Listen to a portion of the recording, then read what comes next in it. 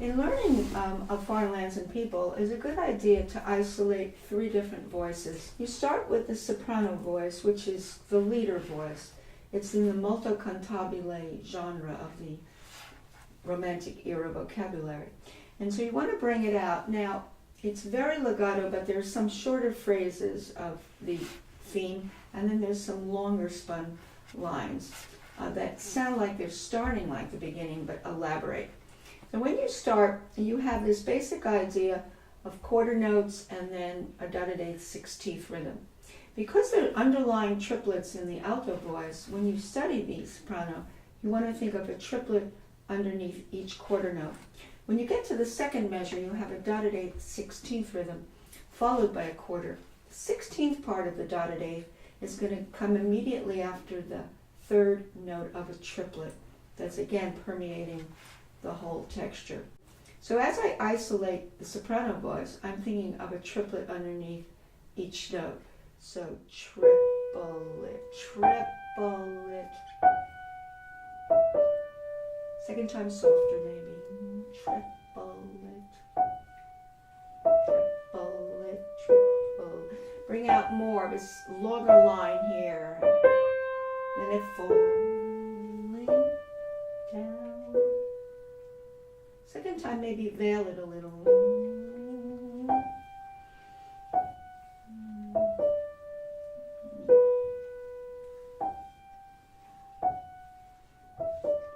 And now we're opening it up more because there's a longer line and different notes.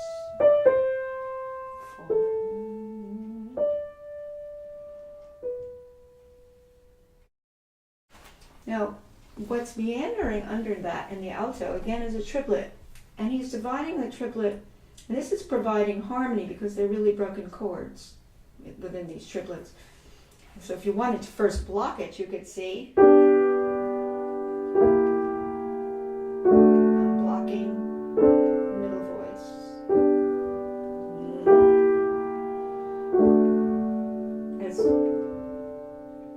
etc.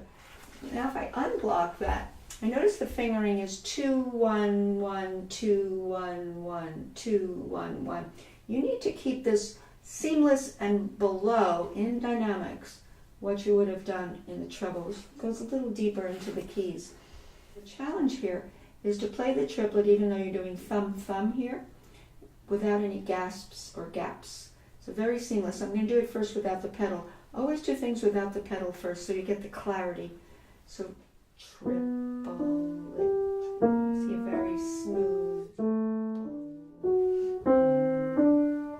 roll.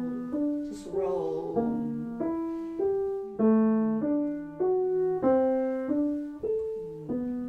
Now he has a double stem here, so you hold this over and a tie. But very seamless, very seamless. And he goes lower here. The challenge is when you combine these voices, the top and the bottom, you're permuting them now, that you bring out the melody, deeper in the keys on the melody and lighter in the alto voice. At this point, I am going to use the pedal. And the pedal goes according to the harmonic changes and the harmonic shifts, which are pretty obvious. Now what you have harmonically is very interesting. You have a tonic here on the first chord, then you have a diminished chord. I'm just going to make a diminished chord here, which enhances or embellishes the dominant. You can see that. Tonic, diminished chord underneath, resolve it to the dominant. Put a seventh on it, resolve it. That gives you an idea. See, it supports the idea of that G being so important. The second note, or the second beat, G, is more important than the B. You're going toward that G because you're going toward that diminished chord, which is a bit unexpected. So if I combine the top voice and the middle voice with the pedal, I get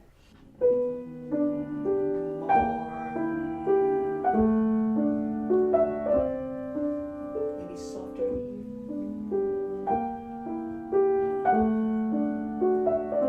Remember, I'm behind tempo, by the way.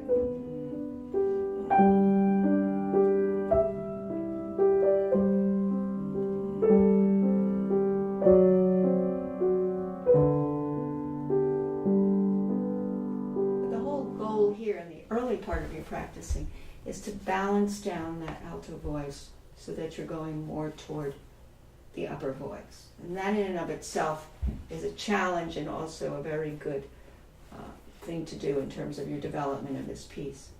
Now, you go to the very bottom voice, you have the bass left. And what he does with the bass is he has eighth notes and rest. But I still think of triplets because I think how vulnerable it is for the triplet to overshadow or interrupt or the beautiful melody on top. So it's very important. Now, if you did it without the pedal, that would be good too, in terms of hearing everything.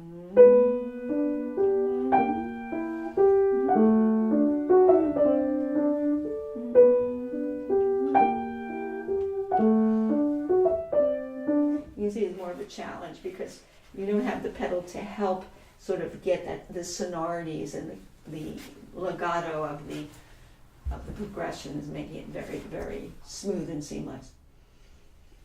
Now, the bottom voice is important to isolate, and how he notates it is he has a eighth and then he has a rest, like this. I think of a triplet actually running through that because there will be a triplet continuing off that. This will be like launching the triplet with the first note on the bottom being the bass. So it'll be like triplet, triplet, triplet, triple, resolve, lean, less. See, I'm already thinking how I'm shaping that bass line. Boom, triplet, triplet, fall, falling down. Now you can combine the bass with the top voice. This is where I permute voices. I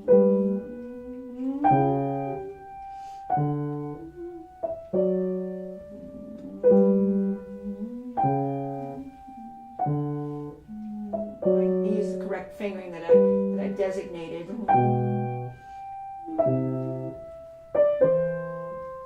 Falling down.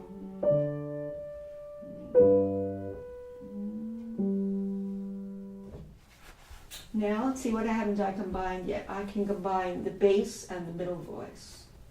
That's the triplet texture in the alto against the bass with pedal now.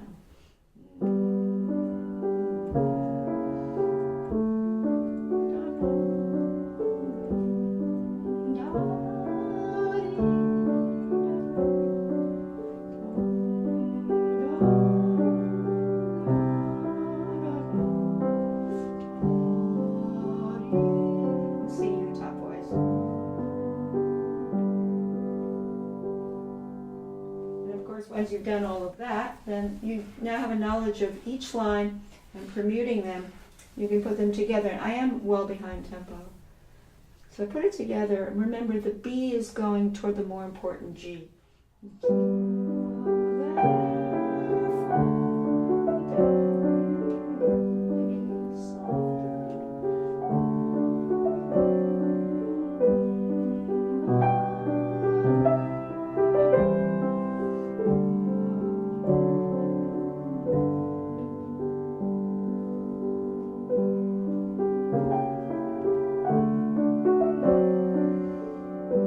You an idea. Now we're well behind tempo. Now in the second part, we have like a duet in the right hand here. It's no longer a single line. We had a single line melody here. Now we have like a duet. You could say a soprano and maybe two sopranos singing this, or maybe a mezzo soprano and a soprano in a duet. You have a little duet here in the right hand, which is so you can play the theme of the duet. The triplets under it. 1, 2, 3. Answer that.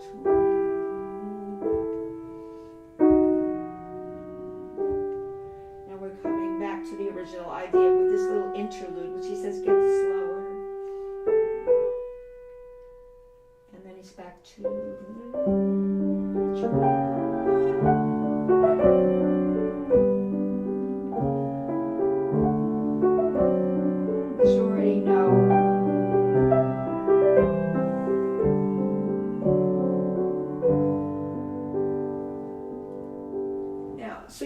to do the right hand alone. there too. Now you want to see that there's a counter melody in the second section. There's a cello part, which is this. We never heard this before.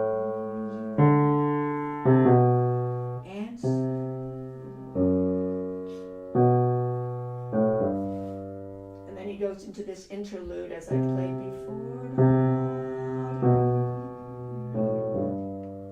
And then he's back to...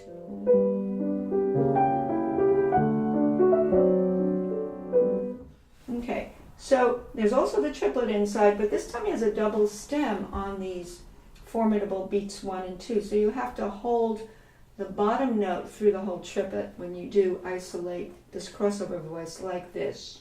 I'm going slowly. So you see what we're doing here. Really have to do it together because you're holding down the bottom note as a quarter note through the triplet.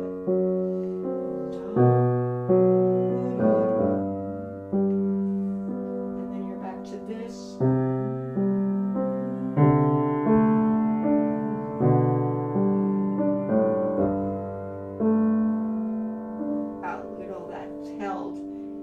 Brings us back to this.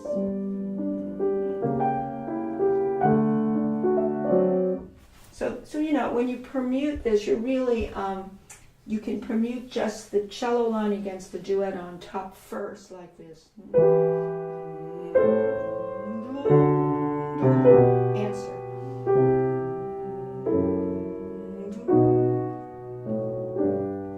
Things like that. And then you can, that's why when you do all together everything, it really is dependent upon the double stem where you have to hold notes over. So you might as well do everything together after that. Take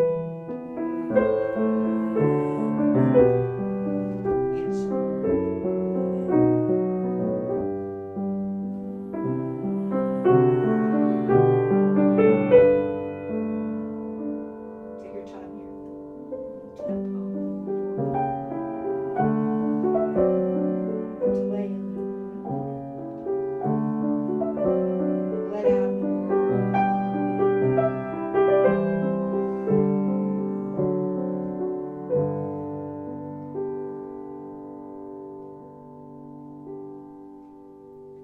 The other thing is when you do the repeat in the second section, you might bring out more that cello line. The first time you might kind of even it out between the hands. The second time you might make a concerted effort to go deeper into the keys and bring that out and sing it to yourself so you do bring it up.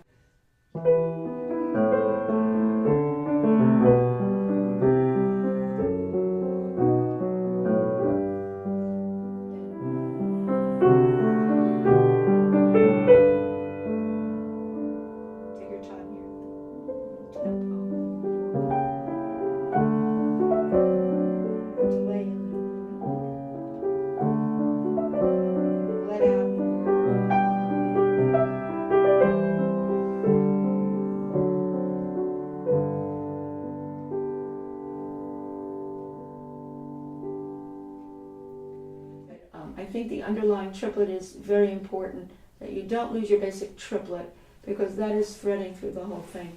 But you do take certain liberties with that melodies, which means a triplet has certain little adjustments and flexibilities in order to create not sameness of every time you have the same motif at the beginning, so that you have sort of malleable ability to play and be poetic and to dream. And that's the whole idea.